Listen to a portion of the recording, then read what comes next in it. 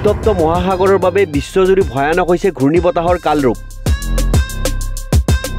6 বছৰত 85% বৃদ্ধি হৈছে ধুমুহাৰ প্ৰকোপ বিগত 6 বছৰত 85% ধুমুহাই শক্তিশালী ৰূপত আঘাত কৰিছে জলবায়ু পৰিৱৰ্তনৰ বাবে এই ধুমুহাই লৈছে কালৰূপ শেহতীয়াকৈ হেলেন আৰু মিল্টন নামৰ ধুমুহাই মেক্সিকো উপসাগৰৰ লগতে আটলান্টিক অঞ্চলতো বিধ্বংসী ৰূপ ধাৰণ কৰিছে এই দুইটা ধুমুহাৰ গড় গতিবেগ ঘণ্টাত 29 কিলোমিটাৰলৈ বৃদ্ধি পাইছে এনভাইৰনমেণ্টেল ৰিচাৰ্চ ক্লাইমেট নামৰ জাৰ্নেলত প্ৰকাশিত এক নতুন সমীক্ষাত এই তথ্য পোহৰলৈ আহিছে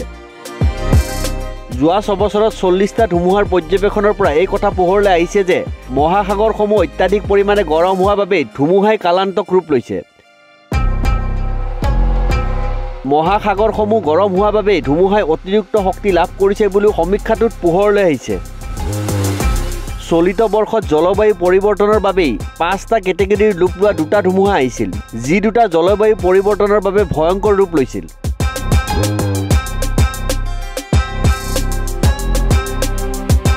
নিউজ ডেস্ক ৰিপোৰ্ট নিউজ 13